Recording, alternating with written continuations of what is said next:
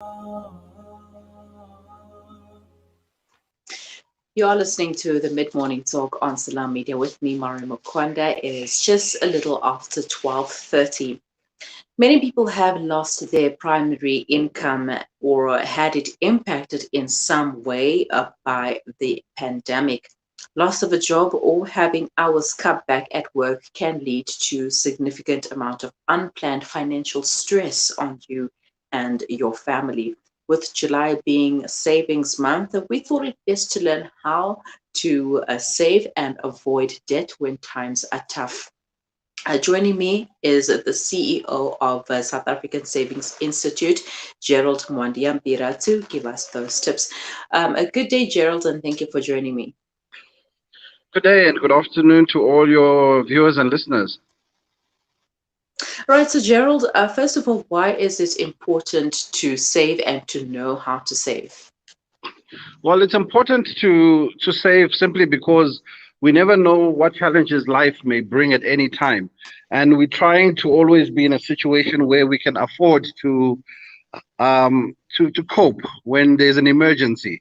So, for example, the world has been going through the COVID pandemic, and those who have had savings have been in a better position to cope with the challenges than those who haven't had the resources. A lot of people have gone on to lose their jobs and lose their income, and again, that's another reason why we should be saving.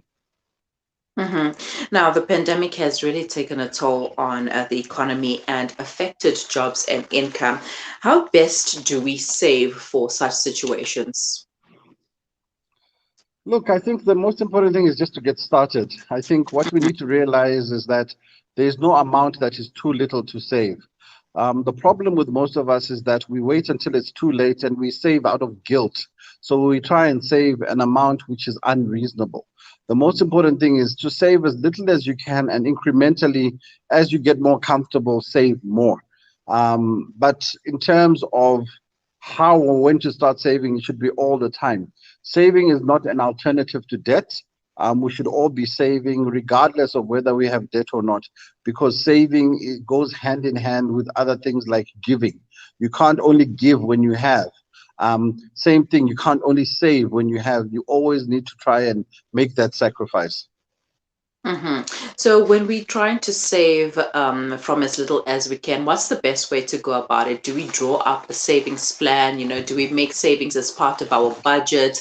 How do we do it? Well, I think you mentioned the one thing. You want to try and make savings part of your budget. It makes it a lot easier. Also, when you're struggling, maybe start saving as a group. So, as a family or a stokvel, save together because that helps us and encourages us because you have some accountability in terms of someone who can come to you and say, where's your saving for this month? And once you've made it a habit, then it's a lot easier for you to continue with that. hmm How can we invest smartly and make our investments work for us? Look, I think, you know, investing goes with your own beliefs. It goes as well with what you would like as an outcome. The hmm word invest, the most important part is vest. What do you want to get out? For some people, it's really a matter of just wanting security. So you choose to go into business with family, or start a venture which can help those who are around you, the poor, etc. Whereas others do it with different intentions in mind, which is to grow wealth. But in terms of vehicles, most banks, most financial institutions do offer opportunities for you to be able to put money aside. Remember, when you are saving, you first need to save what we call an emergency fund, which is a safety net. So maybe 6 months' salary or 12 months' salary. And then after that, you can start considering going into investment. There's no point in going into investment without having a savings in place because saving investment sometimes is in things that are not money. So they don't always come back quickly, whereas savings is always almost all the time in cash. hmm Right now, debt is another problem that we find ourselves in, whether it's clothing accounts, home loans, vehicles, etc. Most of us find ourselves uh, uh, in debt. we can't afford to pay, especially now with the pandemic. It has been really difficult and challenging. How can we better manage our debts in order not to fall into debt review and having debt collectors on our backs?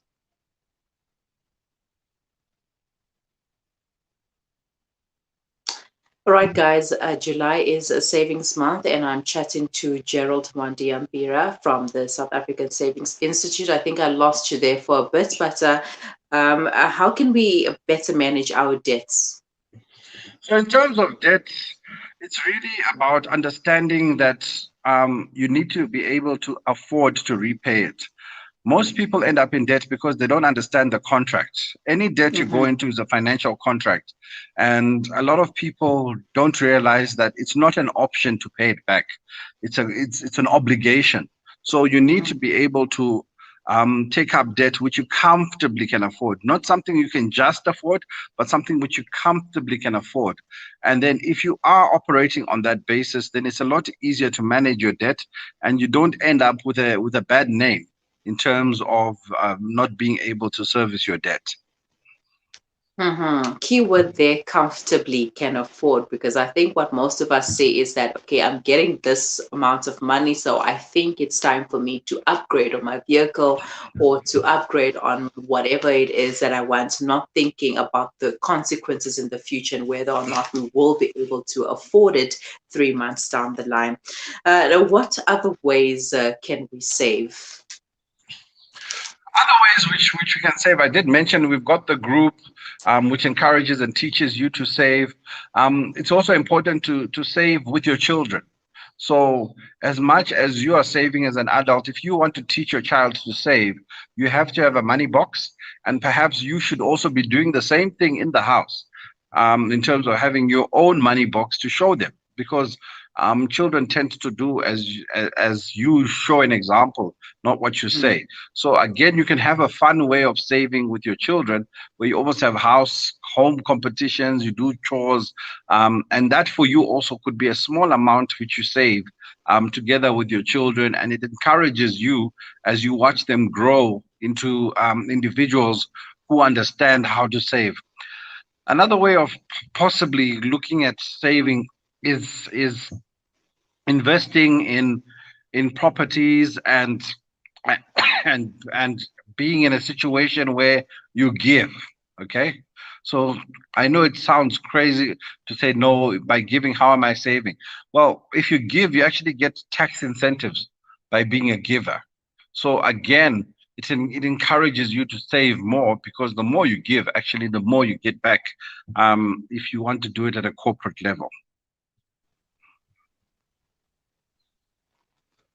All right, so we're just having a little bit of network issues there. But when it comes to children and teenagers, how do you talk to them about the changes? Like they're used to getting certain things, and now because of times like the pandemic, you have to cut down, cut back, and teach them how to save and no longer enjoy those little luxuries that they used to once have.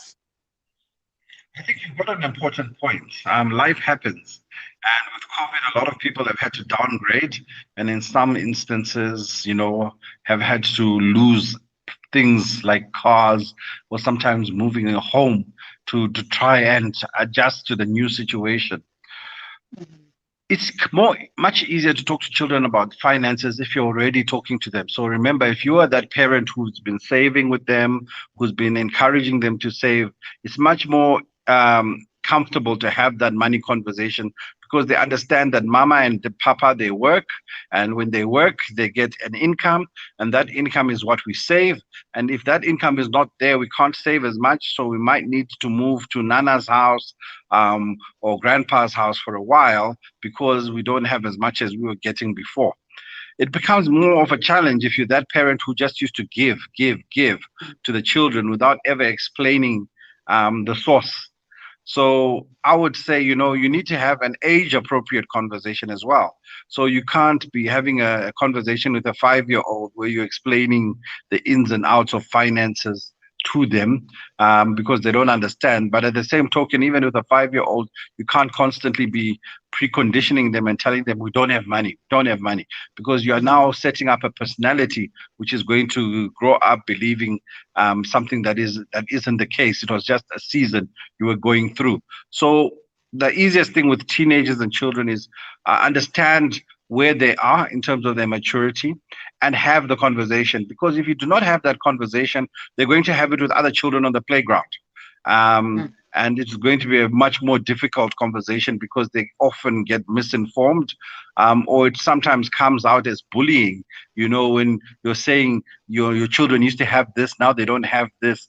Children are pretty brutal on the playground, in terms of what the words they release. Mhm. All right, so Gerald, thank you so much for your time and quick advice before we end off July and Savings Month. What I would say is log onto our website, ways2save.co.za, ways2save.co.za. You can get into all the different webinars and material which we've been sharing, as well as there's one last webinar this afternoon. If you're free at 2:30, log on to that. It's around women and finances. So it's about women speakers sharing how they've had to manage homes, which are offices, homes, which are schoolrooms, and at the same time being wives, and sometimes having lost their income as well. So ways2save.co.za will keep you informed. And my message is simply, if you're not saving or you've had challenges because of COVID and have stopped saving, simply pick yourself up. And the only way to pick yourself up is to start with that first coin again. Right. Thank you so much, Gerald, and have a wonderful day. Thank you very much. Gerald Mwandiambira, CEO of the South African Savings Institute, taking us through ways to save, and it's very it's very simple, very easy for you to start saving. Like how you used to do it back in the days, saving your school lunch money so that you could enjoy something nicer over the weekend, or you could go on that holiday trip, or you could buy the toy that you wanted. Start the same way. Get yourself a little piggy bank or a savings tin or something, a money tin, and just keep on putting money inside. And you need to be disciplined and consistent when it comes to this, because you can't save today and not save tomorrow, or save this month and not save the next month. Um, if you have you can draw up a budget. Make sure that you draw up a budget and stick to it, and add savings as part of your budget.